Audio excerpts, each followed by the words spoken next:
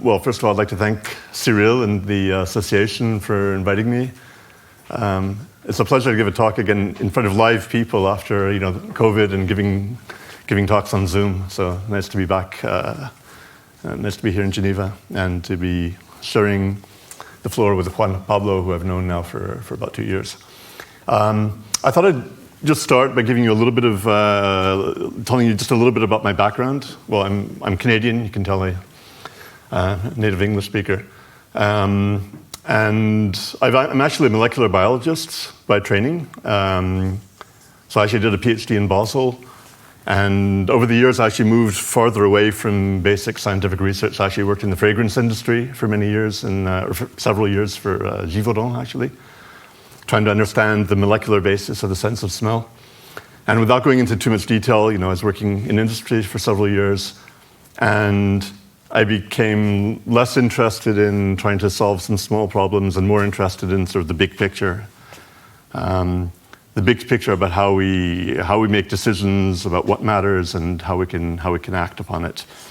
And so, just to make a long story short, I've written 2 books about ethics. The first one is called The Battle for Compassion, and it came out in 2011. And I've got a new book coming out in January called The Tango of Ethics.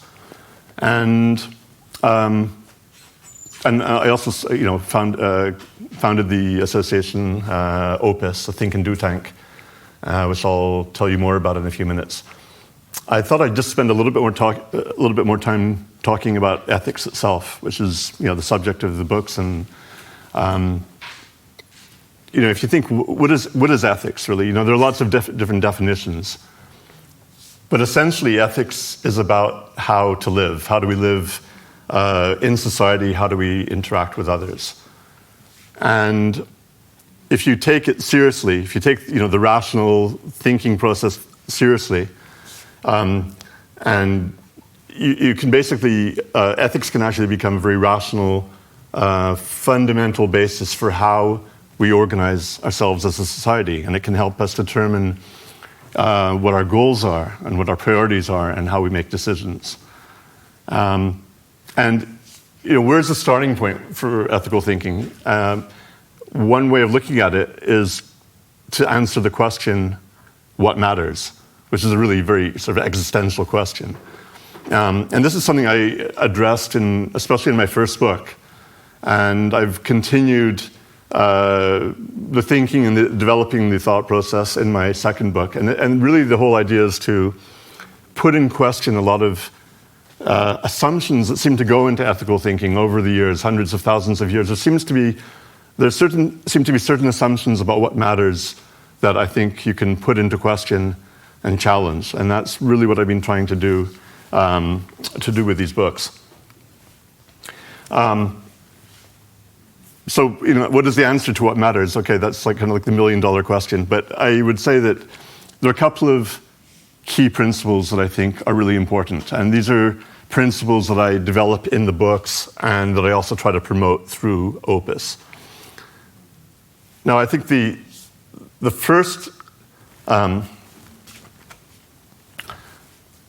principle, and I'm not saying these are all the principles, but I think these are some of the core principles that you could say are really valid, and that you can really make a really strong argument for. That's what I've been trying to do in my books. And the first one is that everything comes down to subjective experience. So nothing in the world matters without sentient beings to experience it. Things that don't have consciousness only matter for their effect on beings that have consciousness. If there were no consciousness in the universe, there wouldn't be anything that matters intrinsically. The second point is that there are different qualities of subjective experience, but you can argue that only suffering has an inherent call to action. So if you think about it, happiness matters when we all want to be, enjoy being happy, we enjoy being blissful. You could even say that if you weren't experiencing bliss regularly, you might suffer because you'd feel like you're not deriving the meaning you want from life. But you could still argue that happiness doesn't matter, let's say, for its own sake. it matters because if we're not happy, we will suffer. When somebody is happy, there's not a call to action. We don't need to change anything. And the same thing you could argue about, it also applies to non-existence, to emptiness. There's not a call to action when there's nothing, when there's, like a planet that doesn't have any life on it, like Mars. You might be a rich billionaire who wants to populate the planet Mars, but there's no call to action. There's nothing there that needs to be addressed. Whereas suffering has an inherent call to action. It's just inherent in the state of suffering. That's what suffering is about. It's a state that demands change. And this applies especially to extreme suffering. So you could argue that extreme, and especially unbearable suffering, has a unique quality to it. Because when suffering is unbearable, by definition, it's not possible to continue to experience it voluntarily. Unbearable suffering is suffering that is so bad that somebody would prefer not to live than to experience it. So there's something really unique about suffering that's really at that, really that off the scale bad. And another point, which I think is pretty self-evident, is that because suffering is an internal state, the external appearance doesn't matter. The external appearance, whoever's experiencing it. So the suffering of a non-human animal matters just as much as the suffering of a human. Whether an organism has, what they look like on the outside, whether they have fur or scales, whether they're intelligent or are able to solve puzzles or sing in an opera is irrelevant. The only thing that really matters is the suffering. And equivalent suffering matters equally no matter who is experiencing it. And this, of course, has implications for our priorities and our goals as a society, because throughout much of the world, non-human animals are treated as objects. And this is just one example of how sentient beings with intelligent, but as I said, intelligence is not even the key characteristic. Sentient beings that are able to suffer are treated like objects and put in cages where they can't move around. And I'm not going to talk much more about this in this talk, but I just want to point out that the way that non-human animals are treated is probably one of the biggest moral catastrophes that we're experiencing right now. And maybe one other principle that I think is very relevant is the golden rule. The golden rule, as you may know, it's the ethic of reciprocity. Do unto others as you would have them do unto you. It's a principle that exists throughout the world in many different cultures going back thousands of years. It's a very simple principle, and it's actually, if we applied it universally in our world, the world would be a much better place. And you can justify it also just on the basis of the whole concept of identity. I'm not going to go into that, but basically, personal identity, the idea that we're all like individual beings with our own separate identities from one another. Philosophically speaking, when you think about it, it's actually something of an illusion, and that we're actually also variations of a theme. So in some sense, when another sentient being is suffering, it's as if you yourself are suffering. But even without even going into this idea of personal identity and analyzing it, it's a very sort of simple principle that is actually intuitive, that if you wouldn't want it to happen to you, don't do it to another. If you would want somebody else to relieve your own suffering, help them to relieve their suffering. So people actually, they've asked me, when I tell them about the work I'm doing with OPIS, they've asked me whether I've actually experienced extreme suffering myself, like why did I become interested in it? And I've been fortunate not to have experienced anything I think would qualify as extreme suffering. But I've been exposed to it, I've seen it, and I would say I've peered into the abyss, the darkness of what others suffer. And I think that if you're willing to face the reality of extreme suffering, it's hard not to feel some motivation to do something about it, because it has this inherent call to action.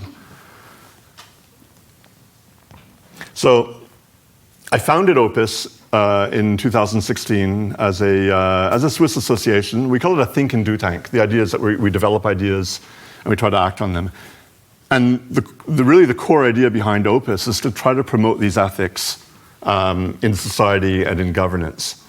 And the big ambition is to make the principle of non-suffering, the idea that all intense suffering of all sentient beings should be prevented wherever possible as the core principle of a compassionate society.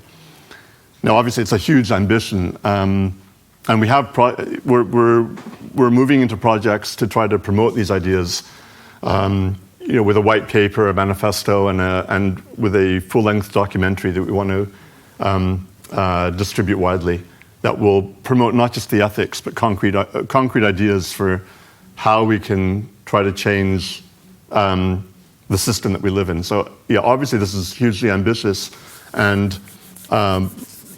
but I think the only way that real ambitious change can be realized is by having these ambitions. Otherwise, things don't change. And so we want to play whatever role we can in trying to promote this kind of change in society. But the main things we've been working on until now have been projects addressing very specific causes of suffering, and specifically severe pain in humans. So the first project that we worked on was to try to improve access to morphine to people in severe pain, especially people with terminal cancer. Now, in countries like Switzerland and most of Europe, it's taken for granted that if you have severe pain, if you have terminal cancer, you'll be able to get as much morphine as you need. But that's not the case in most of the world. Probably about 5.5 billion people live in countries where there's insufficient access to morphine. There was a paper that came out about 4 years ago in the Lancet Medical Journal. That it was a very lengthy paper with many authors, and they really detailed the extent of the divide between high-income countries and low- and middle-income countries in access to morphine. And this is really a problem because people end up having cancer and being in extreme pain, and they're not able to get morphine. Now, why did we focus on this particular problem? Because there are so many other sources of suffering. Well, it's difficult to change legislation and regulations in a country, but this is a very tangible problem with tangible solutions. So even though it's difficult to change things, it's very easy to make the case about what needs to be done. And so it seemed like a very worthwhile thing to focus on. This picture is actually from an expert panel event we did at the Human Rights Council in Geneva, I think at the beginning of 2018, if I'm not mistaken. And as a consequence of that advocacy, we ended up being contacted by the head of a palliative care organization in Burkina Faso in West Africa.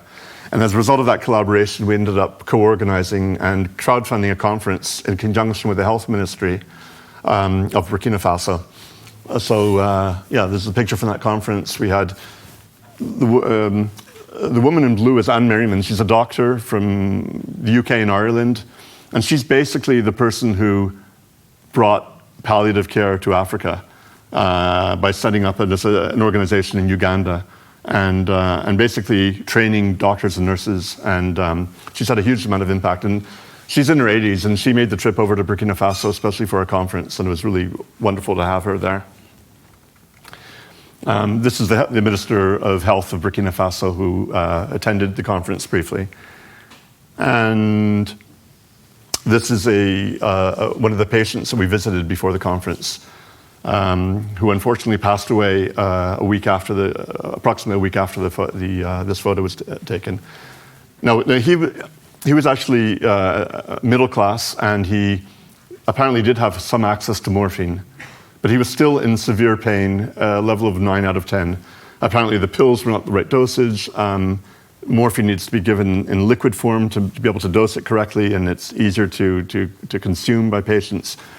So there's a real problem not just with access, but in having doctors trained properly in providing morphine.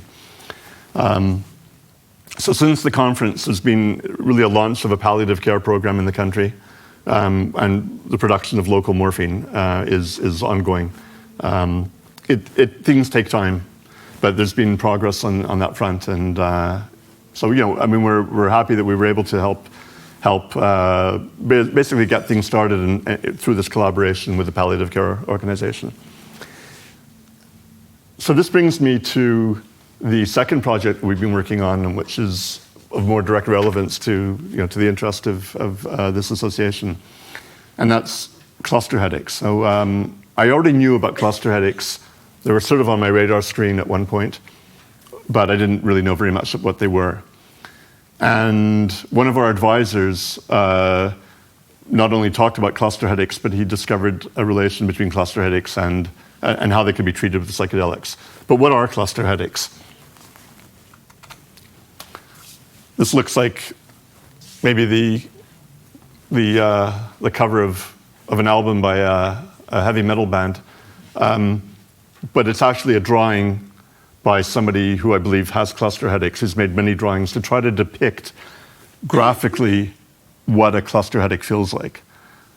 The term cluster headache is a bit unfortunate because we think of headaches as something that you have after you've had too much alcohol the night before.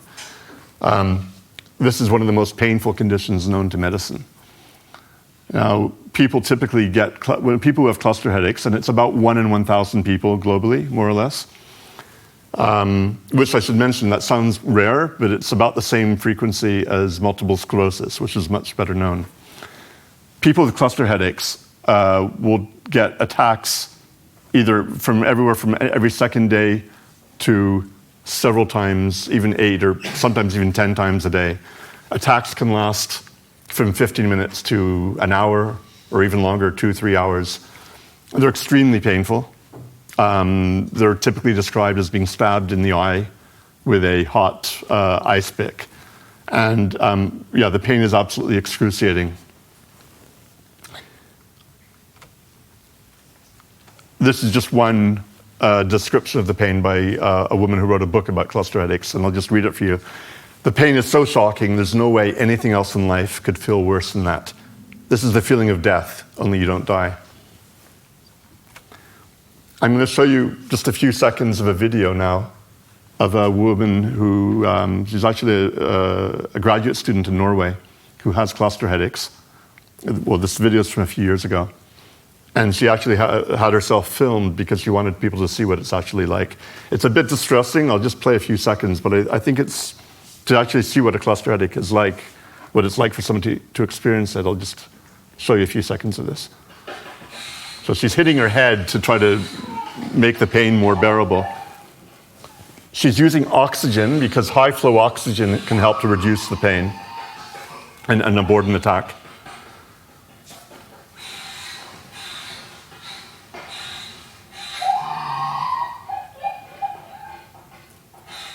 Well, it's hard to watch, but this is what a cluster headache is like. It's extremely difficult for people that experience it. It's also difficult for the people that live with, who have a partner, for example, with the cluster headaches, because they feel helpless because they see their partner in such pain and they don't know what they can do about it. Oops. Now this is we made an adaptation of I'll tell you more about this. We wrote a policy paper. This is a figure that we included in the policy paper, but it's an adaptation from a publication by Dr. Burish, and it's basically it shows the intensity of pain as experienced by cluster headache patients compared to other conditions or experiences that they've had. Okay, so these are people who've experienced both cluster headaches and something else. Now, typically, you've heard probably that the childbirth. Typically, everyone knows that childbirth is extremely painful, or kidney stones. But cluster headaches are typically rated, really at the high end of the scale, an average of 9.7. People that have had cluster headaches typically rate childbirth at around a 7.2. Pancreatitis at 7, kidney stones at 6.9. A gunshot wound is almost like a piece of cake, it's only a 6. And then migraines, as I've learned more about cluster headaches, I realized how bad migraines are for migraine sufferers. People that have cluster headaches say that migraines rate about a 5.4 on this 0 to 10 scale. It may be that people that have cluster headaches, maybe their migraines are maybe it's not, I wouldn't say that this is a definitive rating of what a migraine feels like for somebody who doesn't have cluster headaches and does have migraines. But what this does show is that there's really nothing else that is comparable to cluster headaches, or at least nothing.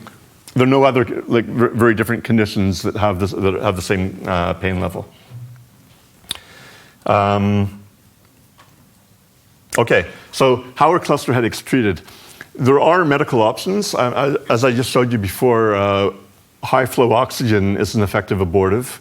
The problem is it doesn't work instantaneously. It can take 10 to 15 minutes to work. And people don't always have oxygen available, especially if they're traveling, or maybe they're in a country where medical insurance doesn't pay. And,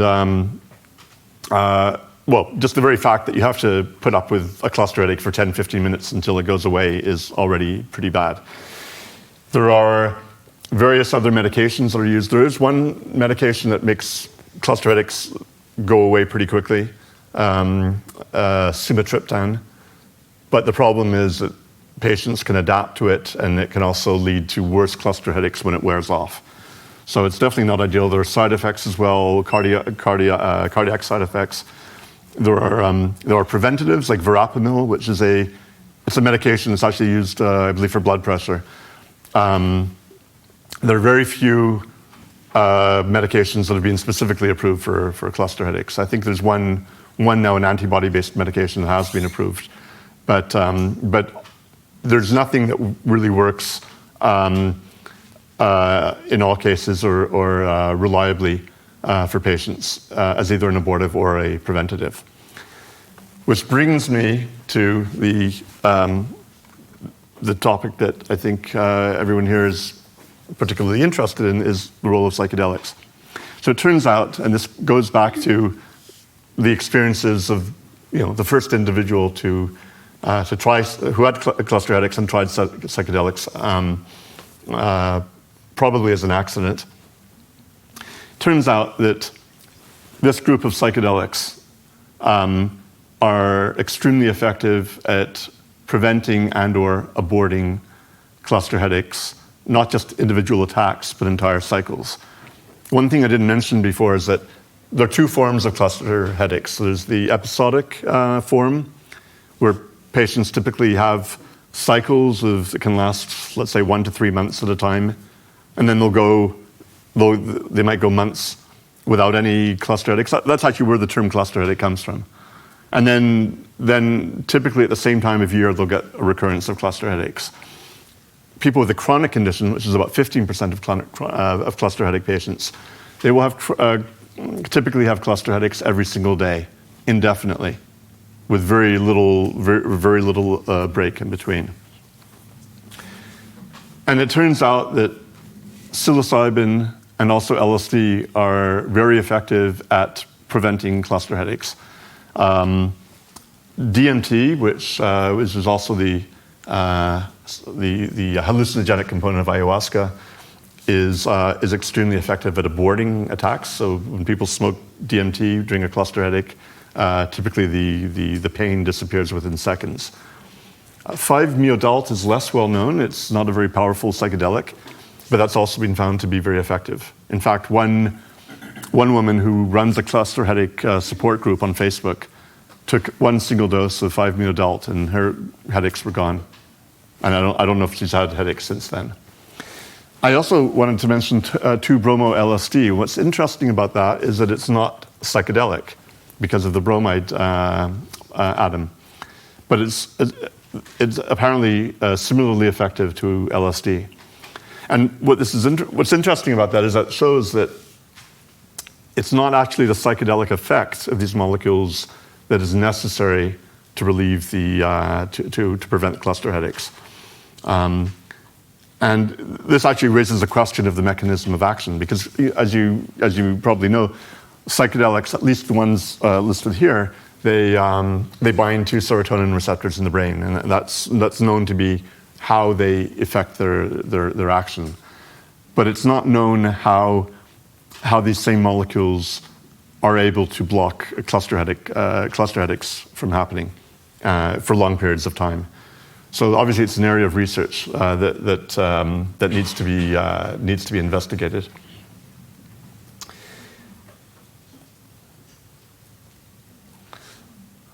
So, what is the actual evidence? So, typically to have a drug approved, there have to be clinical trials that are done. I mean, that's really the gold standard of evidence to show that something works. You have double-blind trials with a control. And the advantage of clinical trials is that, first of all, you know that if you see an effect, you know that it's, you know exactly the conditions under which the drug has an effect. And you can know with, depending on the number of patients, you can know with precision what the likelihood is that the effect was just randomness. So those are very strong reasons why clinical trials are needed for drugs to be developed. Now, at the moment, there are several trials going on for psychedelics and cluster headaches.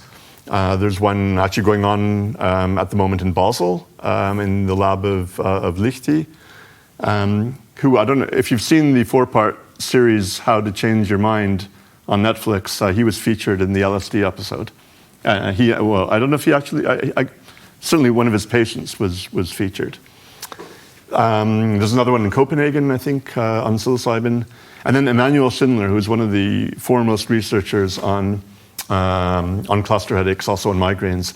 She has a trial going on now at Yale University on psilocybin for the treatment of cluster headaches, and we're very interested to see the results. But there's already a lot of evidence that comes from patients' own self-reports, and this is another adapted graph from a publication from Emanuel Schindler. So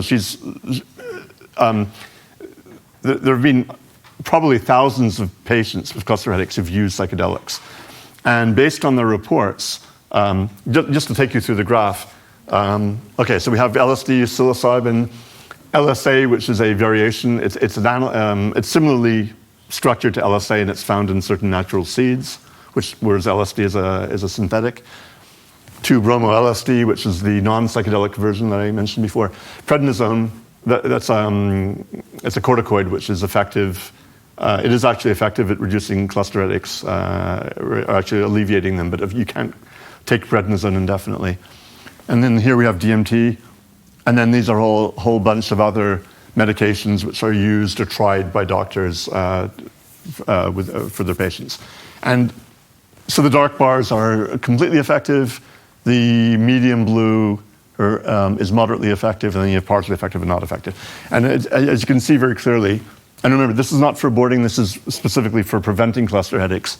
LSD and psilocybin are more effective than basically all the other standard medicines. DMT is a little bit less effective, but remember, DMT seems to be is especially useful as an abortive and less so as a preventative.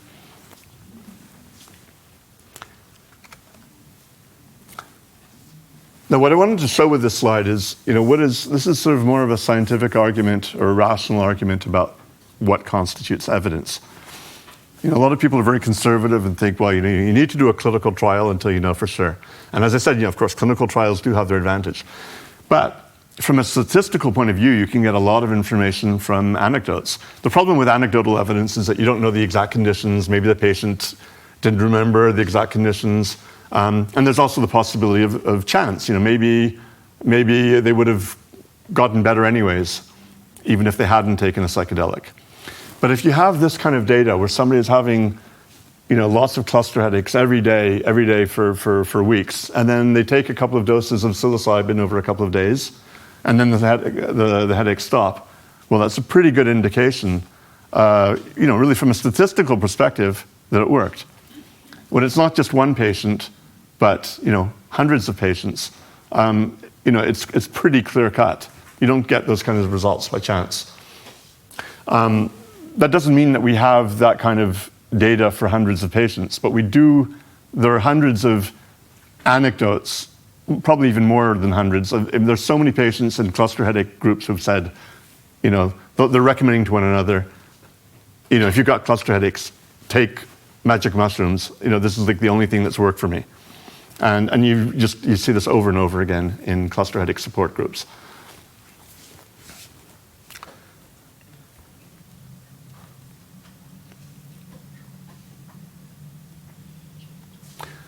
So this gets us to the issue of legality. So obviously, in most countries and most jurisdictions, most of these substances are legal.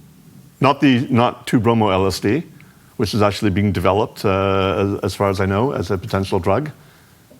And actually, the advantage of something that's non-psychedelic is that you can use higher doses without the patient having a major trip. So you can to the extent that the effect is dose dependent, you can use higher. You can potentially go higher with a non-psychedelic than you could with a psychedelic. But just sticking with the ones that do have psychedelic properties, the problem, of course, with them being illegal is that it's more difficult for patients to obtain them, and even the ones that might be able to obtain them, there's a stigma associated. They might be afraid of losing their job. So even it's sometimes surprising that even patients who have cluster headaches are often afraid of taking psychedelics. They might need to be reassured by other members of the cluster headache community. But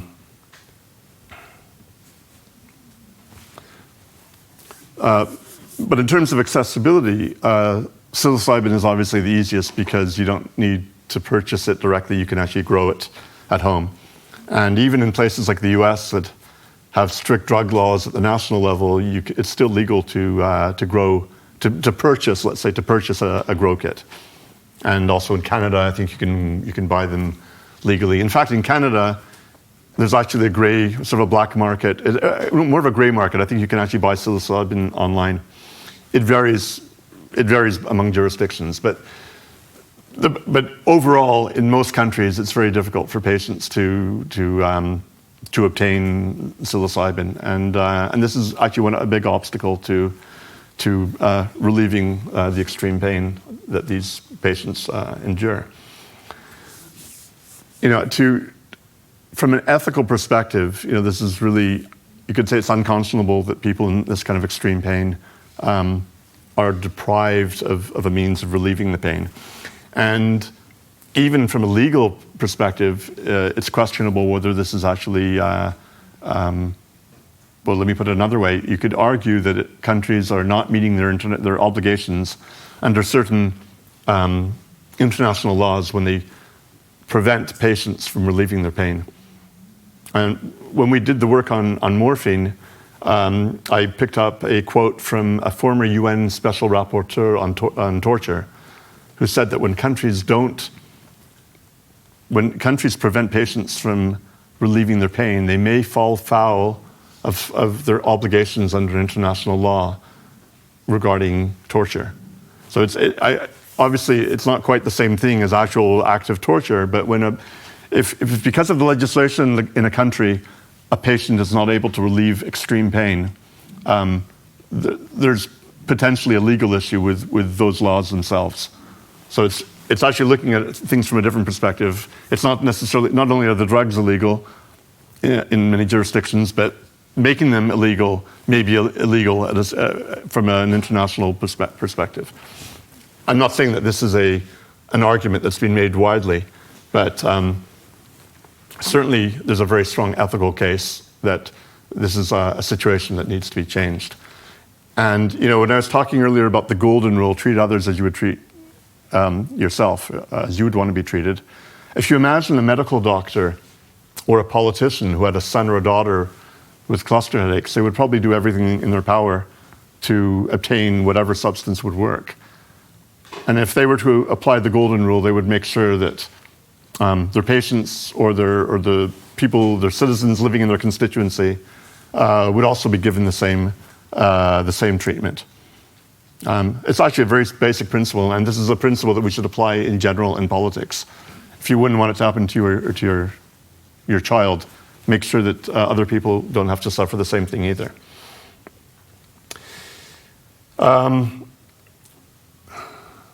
So we've been advocating for legalized access to psilocybin and related compounds for the treatment of cluster headaches. The easiest would be for doctors to be able to prescribe it more readily to their patients without having to go through bureaucratic obstacles. Even in jurisdictions where you can obtain compassionate use, it's very difficult. People who self-medicate should be allowed to do so without having any legal repercussions, without risking being arrested or prosecuted. And although this wasn't the main goal of our advocacy, it's clear that if there were a general decriminalization or legalization of drugs, this would also solve the problem of access for people with cluster headaches. And you can make an argument that everybody has the right to not just to bodily autonomy, but autonomy of their own conscious experiences. It's not an argument we've been pursuing that much in this context, but we have mentioned it because it's a matter of general ethical principles of respecting people's autonomy. I'm going to show you a short, a 2-minute animated video that we did to make the case.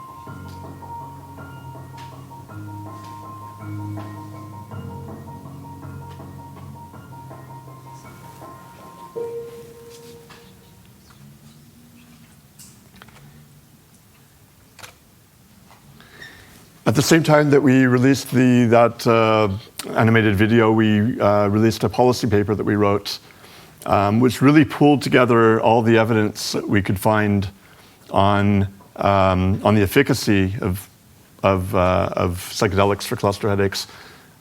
Also bring together a whole bunch of patient testimonials, both describing what it was like for them, what it's like for them to have cluster headaches, and another list of testimonials on what a dramatic difference it made for them to take psychedelics. And we've circulated the policy paper, and we also, I'm not going to take too much time, but I just wanted to say we've got a few collaborations that we established with the Finnish Horton Association. Horton is another name, Horton's neuralgia is another name for cluster headaches, which is used in Finland. We've got a close collaboration there. We've had contact with members of parliament who've shown interest, but we're still waiting for things to change there. But we've sensitized some people there to the severity of the condition. We've got a close collaboration with an association in Canada called Therasil. Therasil has been effective in lobbying the Canadian government, the health ministry, to provide psilocybin to people, let's say, with end-of-life depression. So they've obtained legal exemptions, and we approached them, and they became interested in cluster headaches as well. And we've had an initiative to try to get the Canadian government to provide the same exemptions to people with cluster headaches. Unfortunately, the government in the meantime has changed their access program, and it doesn't seem that they're going to be doing it for cluster headache patients. So we're still waiting for some changes. Also, we've been collaborating with a group in the UK that's pushing for rescheduling of psilocybin.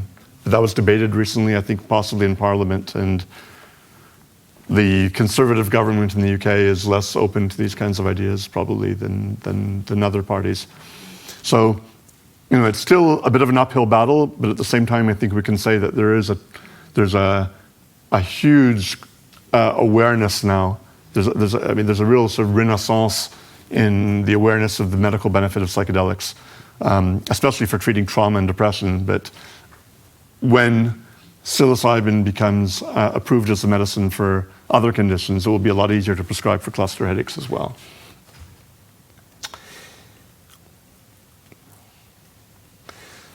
So that brings me to a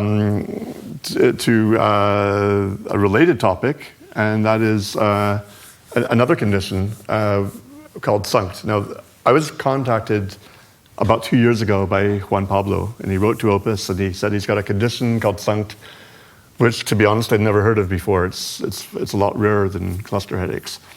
And we've been in touch for regularly throughout this time. I'll let him tell his story, but just to say very briefly, he had used LSD at one point, and I encouraged him to, based on what I knew, based on everything that we know about cluster headaches, it seemed promising to continue to look at other substances that might be able to help him. And just in August, I was very pleased that we were able to make his case better known, especially in Suisse Romande, with this front page story in 20 Minutes, which had a more extensive story on page 5 with a supporting video. So all of a sudden, a lot more people are finding out about the potential of psychedelics for the treatment of severe pain. And that is a good opportunity to hand over to Juan-Pablo, and it's really a pleasure to be sharing this presentation with Juan-Pablo, who I've gotten to know better over the past 2 years. We finally met for the first time a few days ago. And Juan-Pablo. Thank you very much.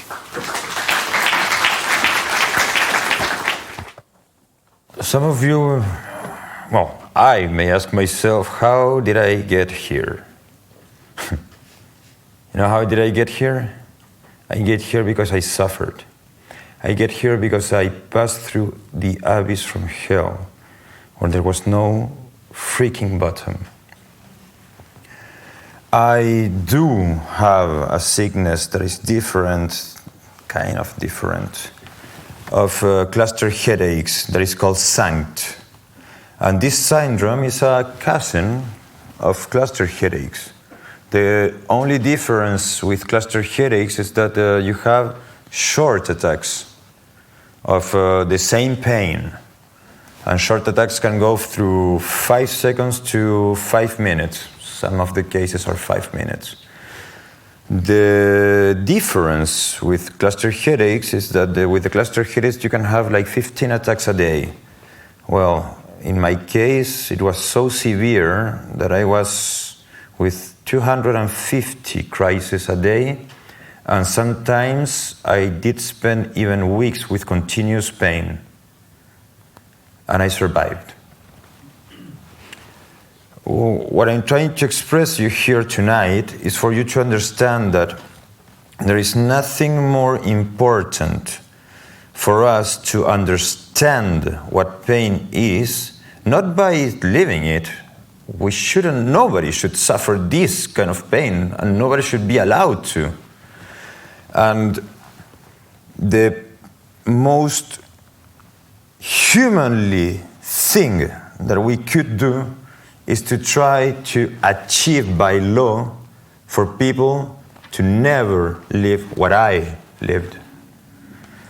When I was diagnosed with SUNCT, there were 5 cases in Switzerland that were diagnosed with SUNCT in different places of Switzerland, and the other cases were less severe as mine. They all committed suicide. I am the only one standing still now, this day. And it touches me a lot when I'm speaking about it, but when you go through the gates of hell and you can't never come back from it, because it's not that you can come back because I found a way to get out of it. It's you can't come back because you suffered it, you lived it. It's more than a trauma. It's something that it kills you. I'm in some way kind of dead inside. Of course, I'm a happy man. I do a lot of stuff. I'm a musician. I'm an artist. I do a lot of things in my life just to get rid of all these godforsaken memories. What is important to know in this story that I'm going to tell you is that how the life of even being a successful man here in Switzerland can go into nothingness with a sickness.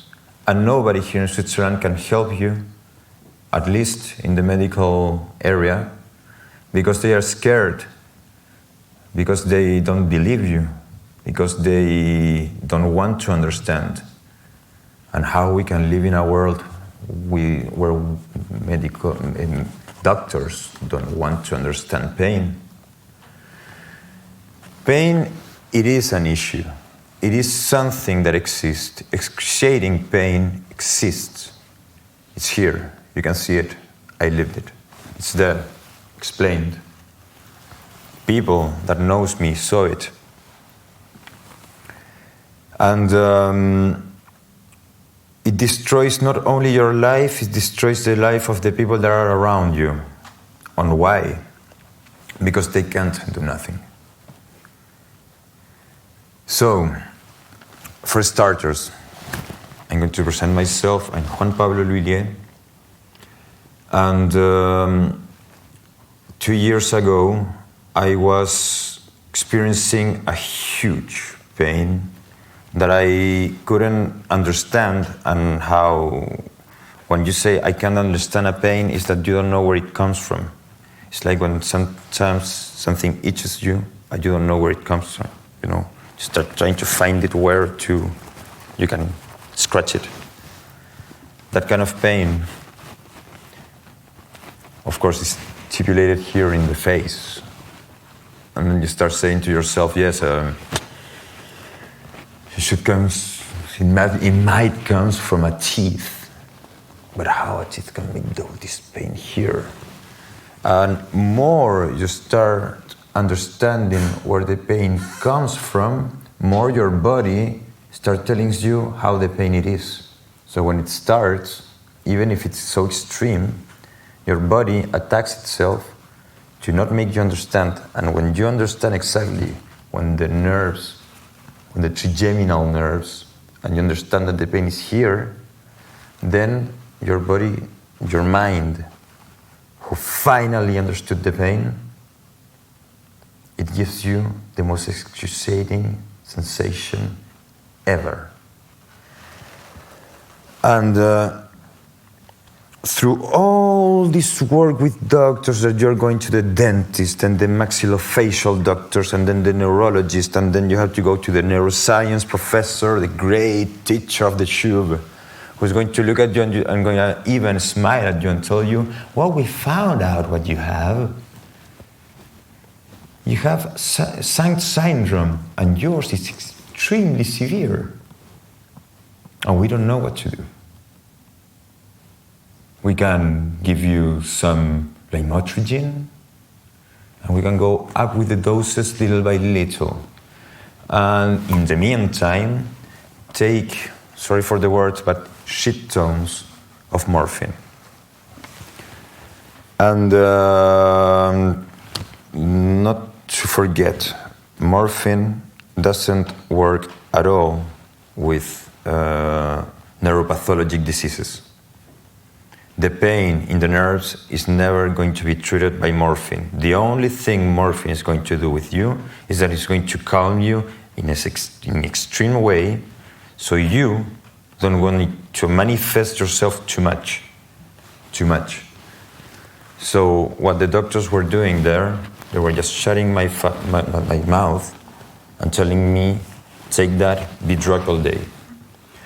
After taking between 90 milligrams of morphine and between 90 and 120 milligrams of morphine a day, I was also given like 8 doses of Temesta. Do you know what is Temesta? Yeah.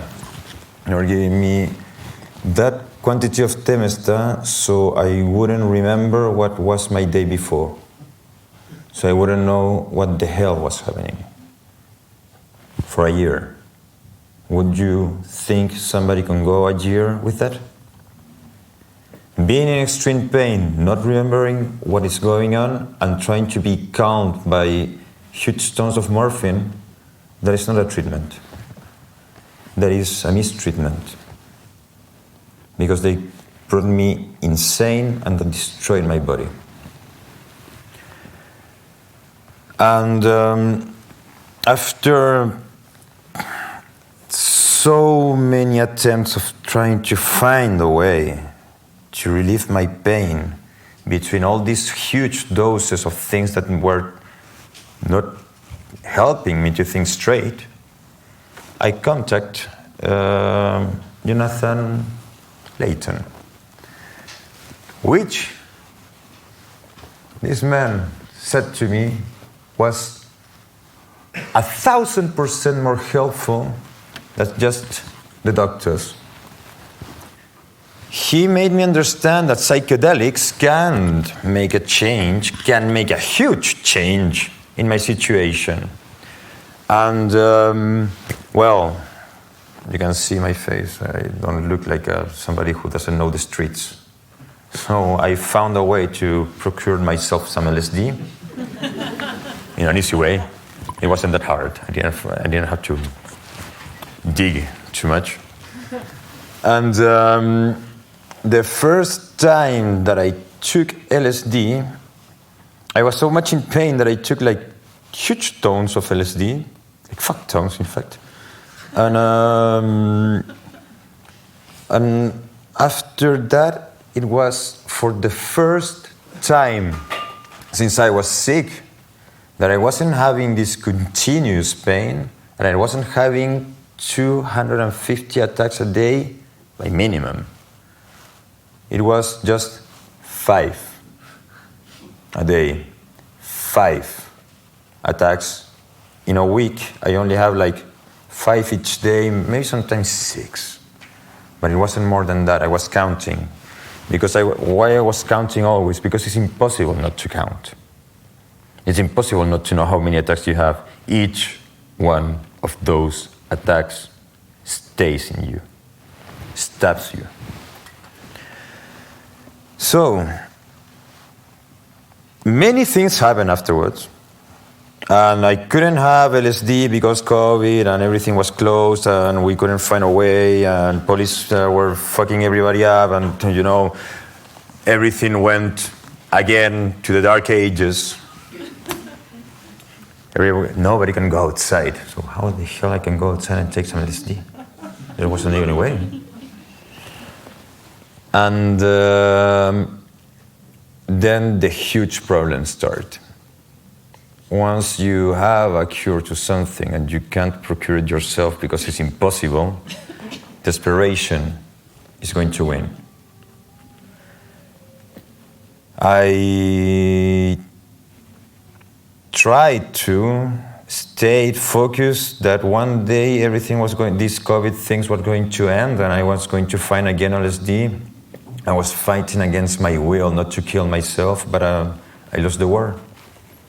I couldn't anymore. So I tried to commit suicide. And all my entourage starts understanding that it was unbearable to keep me alive. My mother, father, brothers, friends, my wife, nobody couldn't understand how I was still alive. So a week afterwards, that I took the decision to take my life off, and I I did my first attempt. That was a horrible thing to do, and I don't want to go into the details, but it was horrible. I was in the expectation to find a way to make peace within myself and to make peace with the universe and try to go in a most spiritual thing, so I can go off from this world and let my life end, but in peace, not with all this stress and sadness and pain. So I contact the woman that is here in orange, who invited me to make a retreat of ayahuasca. And since my condition was really bad, I couldn't work. I couldn't really work at all. I was with pain in all my nerves, in all my body, because I have an evolutive condition. And when I took for the first night this ayahuasca, after the psychedelic effect, I was walking well, I was running up and down the stairs of happiness, and I wasn't feeling any more pain. And that talked to me a lot, you know, it's normal. Wow, how did this happen? Why? So I talked with Jonathan afterwards, and he told me, yes, but well, DMT has this. It works really well for the nerves. In fact, it's amazingly a substance that can regenerate your neuronal system in a way. I don't know in which way. I read a lot of things. There's a lot of written things that says yes, it regenerates. No, it doesn't regenerate, but it contrasts a lot of things. It has also immunological. It helps with your immune system, so that can help too. And after that, I've been taking ayahuasca every 3 weeks, and look at me. Here I am. I'm still fucking alive, doing everything I can to make people be aware that us who suffer from a condition that nobody can help you, you might find your peace and your help. And that's the why I'm here. It's not to make you understand if psychedelics works. It's to make and brand awareness that psychedelics should be given to neuropathological diseases, with people with neuropathological diseases, so we can understand why they work and how they can save lives. So that's the thing. I am not here for nothing at all than saving or trying to save more lives. So I've been talking with people on the internet who have SUNCT, and we've been talking about ayahuasca. We've been giving us some thoughts and stuff, and there's some few who did it and are having exactly the same effect as me. The same. So whatever you guys are ahead of doing with psychedelics, please don't forget the people like me, because we are suffering and we are dying. Thank you very much.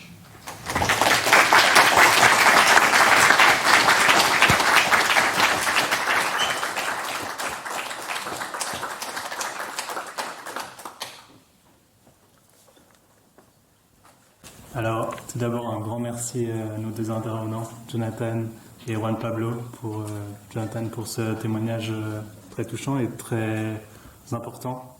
C'est moi-même qui suis cofondateur de l'Association pour la recherche psychédélique, qui a lu énormément d'articles. C'est vrai que j'ai jamais entendu parler de l'utilisation de psychédéliques pour ce genre de problème. Et c'est vrai que, voilà, à l'écouter, on se rend compte tout de suite de l'immédiateté et de l'urgence voilà, de la problématique. Donc merci beaucoup à Juan-Pablo et merci aussi à Jonathan pour faire le travail d'avancement que peu de personnes font finalement. Et voilà, maintenant on va prendre quelques questions, si vous en avez. Vous pouvez les poser en français ou en anglais, et ils répondront en anglais ou en français comme ils choisissent.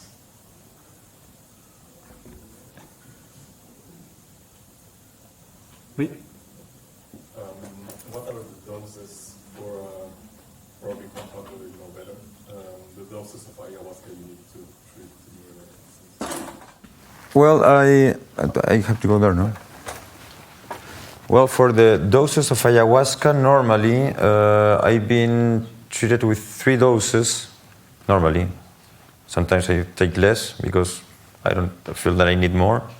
But for ayahuasca, for a normal ceremony or a normal retreat of ayahuasca, you take one little shot, like a glass shot of ayahuasca, then the half of it, like 1 hour and a half after, and then the half of the half, another 1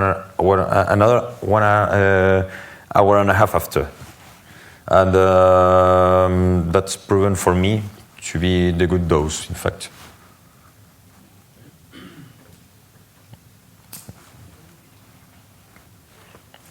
For whom? Me? Yeah. Your first experience, what was also like the dose, but also what was the immediate after effect, not just in terms of pain that was eased, but also in terms of how you felt and what were the experiences during that trip that you feel could have helped you emotionally through processing also the trauma that came with the syndrome that you have. Sorry, I didn't really understand the question. You're asking me how was the psychedelic effect in my trip? So both the dose and the, like, you know, because it's a psychedelic, I'm assuming that it could also have brought up a lot of emotion about your experience. And I'm asking how, like, if you can detail on that. Yeah, of course. When I took ayahuasca the first time, well, I had taken before in Chile, because I come from Chile. Wow, yeah, I come from Chile. I took there before, and but it was another thing, you know. Now, when I took it this time, for the first time after being sick, it was like you have these huge feelings of mercy and love between everybody, and it's a personal thing, I think, because not everybody has the same effect. Because it's your brain, it's your deep emotions, it's your universe, in fact. So I thought about my family, I thought about love, I was more linked to, really concentrated into that. And in the aftermath, this psychedelic made me feel much, much better psychologically to take this battle on, to keep going. So, if that answers your question. Thank you. You're welcome. There was another question? Yeah, it was me, but it was basically the same question. Basically the same question. Or you can think another one. As you think about Me, I'm trying to understand. So, I'm not sure people in the back can read, but so it mentioned there are 80 new cases per year of your condition, if I understand it properly. Did you manage to reach out? So how did it happen? So you tried to reach out to these people all around Switzerland and maybe even beyond, just out of. When I managed to talk with people in Switzerland about this disease, it was because one of the doctors was open to me and told me that there were 2 cases that he knew, and they were creating like this group of support for people for cases in Switzerland. And the cases that I know internationally was because Jonathan Leighton created a support group on Facebook for SUNCT syndrome. I don't know. Well, you didn't create it, no? I didn't know. Okay, no, but yeah, he invited me inside. Yeah. So there I could speak with people more internationally. But so it's a more general question to both of you. It's a bit unreal that today with internet and big data, and of course there are a lot of reasons why medical data is not open. There are plenty of reasons, and but still it's a bit it feels a bit unreal that there might be currently people in the world or even in Europe who suffer from this condition and are not aware that there is a treatment like that. And could we say that this is a consequence also of our well-founded reluctance to share medical data? Wow. Hard to say. I don't know what the exact reason is, but if we look at cluster headaches, where there's a lot more evidence available, there are a couple of things. First of all, when you talk about rare diseases, a lot of doctors are just not aware of them. Even neurologists. I found it very surprising that I found myself knowing more about cluster headaches than some neurologists, even though that's supposed to be their specialty. Some of them have probably never come across a cluster headache patient. But then you also have the fact that a lot of doctors are just conservative and they don't want to risk their own reputation by recommending psychedelics. So, for example, there's one neurologist in Boston who's been a huge supporter for the cluster headache community, Brian McGeaney, and he regularly signed our policy paper. He goes on webinars, but he's a very unusual case. So, yeah, that is definitely one of the big problems. A lot of the information is passed between patients among themselves, but it doesn't necessarily get transmitted by the medical profession. And that's going to be even more the case with a condition like SUNCT, which is even less well known. I mean, that's my take on it. I don't know how much has to do with data, patient data itself, because you can always make it anonymous. You don't have to be able to identify the specific patient. Sure, because an opportunity here, you probably have thought about it, but would be to contact the insurance companies, and if there is a pattern of treatment for people who are suffering from this condition, then these insurance companies might be able to retrieve patients who are suffering from it. I'm going to answer you because I have to stop you there. The problem is that every kind of treatments that were being given here in Switzerland for people who are suffering SUNCT, they will be given in different ways, because there have been different molecules that have worked for somebody's and somebody's like me didn't. So it's you can have the same amount of data for the same case. Okay. I was just about to ask. So I imagine you two do a lot of try to raise awareness and everything, and try to. So can you speak a bit more loudly? Yeah, of course. Like you both, with the message that you kind of bring forth and the efforts you've been doing, that there's been some sort of change. But could you tell me if there's any political change that you see, or a change in ethics that you could see, that there is like notable evidence to suggest that maybe eventually the situation will get better with psychedelics in Switzerland or any other country? So what we see in the US, for example, is that psilocybin has become, psilocybin has become decriminalized in several jurisdictions,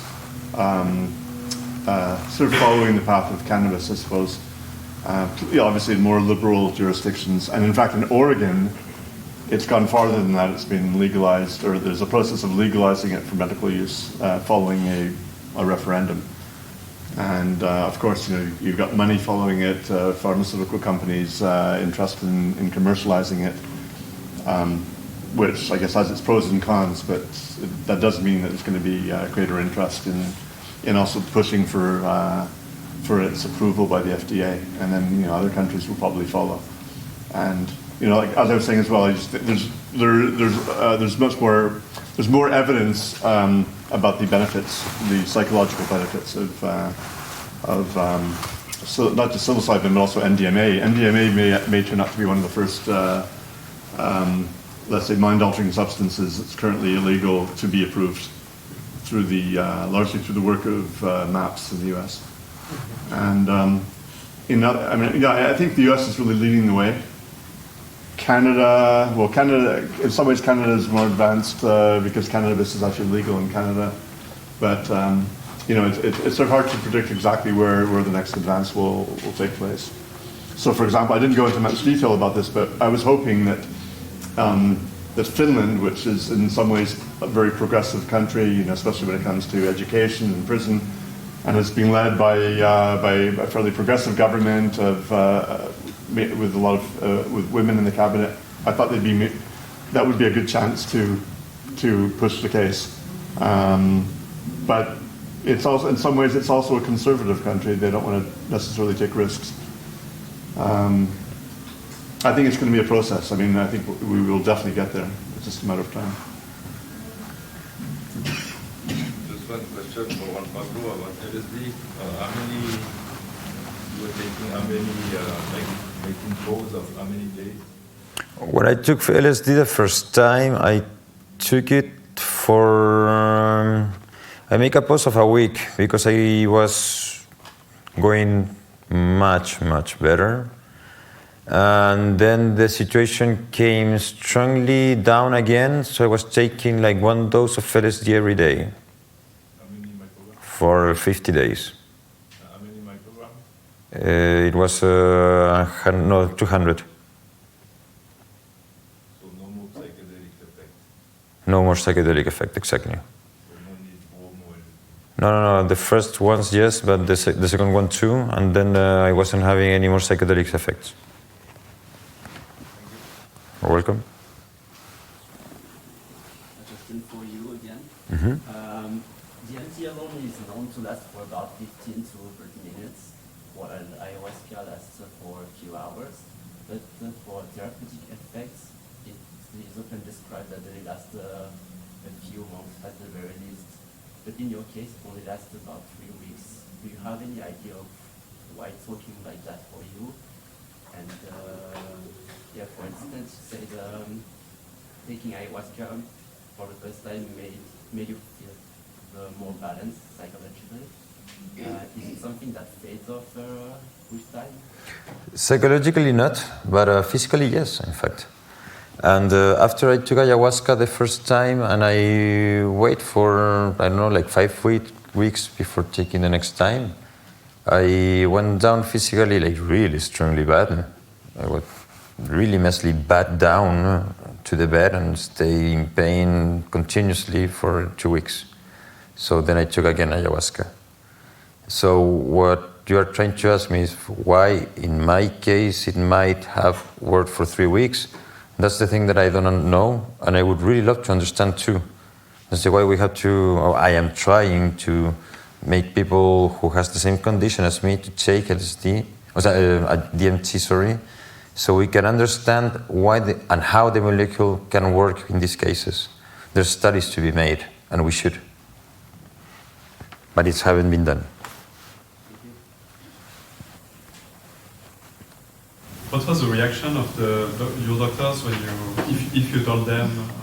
Yeah, I told them. Yeah, I told them, and I told them like in a revengeful way, like, fuck you guys, I took this and this works, you don't work. And yeah, they didn't take it really well. No, truly. So yeah, the reaction was more likely to say that I was a drug addict and I shouldn't be preaching nothing about this. And I shouldn't be here in front of you talking this, and I should be like in a psychiatrist, like enclosed there, and leave me to die. So yeah, they didn't take it not at all well. And what is funny, that the same doctor who treated me as a drug addict, as a horrible person, because I was taking psychedelics,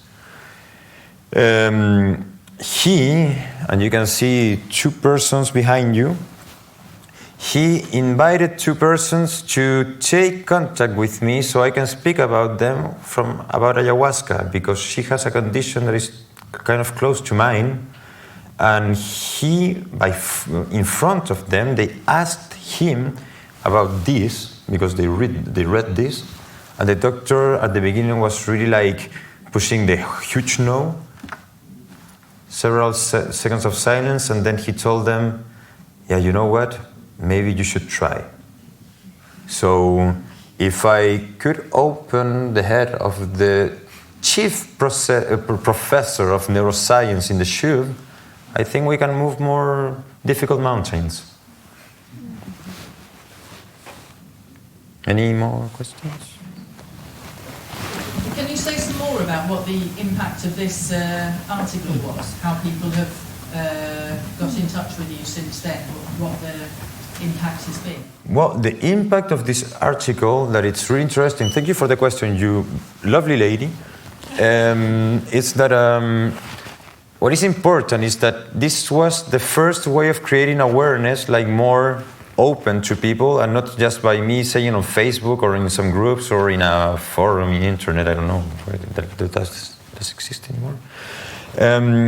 And people were asking to the girl who wrote the article, who was this guy, because they need to contact him. And I said to her, yeah, you can give my number, my email, everybody can harass me if they need. I'll be there. And I've been having easily, more than between 70 and 100 people who have contacted me. Because they have a father, a son, mother, a grandmother with this kind of diseases and these kind of issues.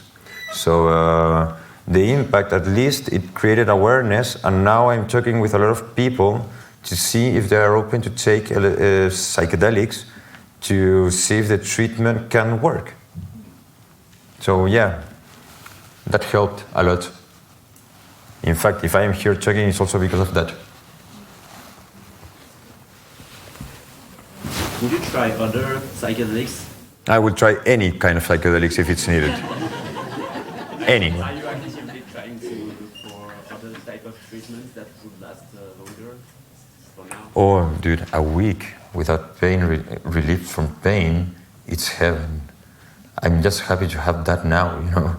If I can have more, of course I would, but let's stay focused on what is working now.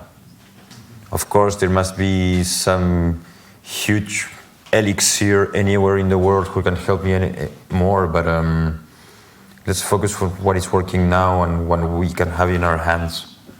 Because maybe, yes, if you go to Holland, to the Pays-Bas, maybe you can find some more things. Yes, a lot of. I was in fact being injected of ketamine every week, like 3 times a week, so I can maintain myself a little bit. It worked for the first time for 3 days, and then it didn't work anymore.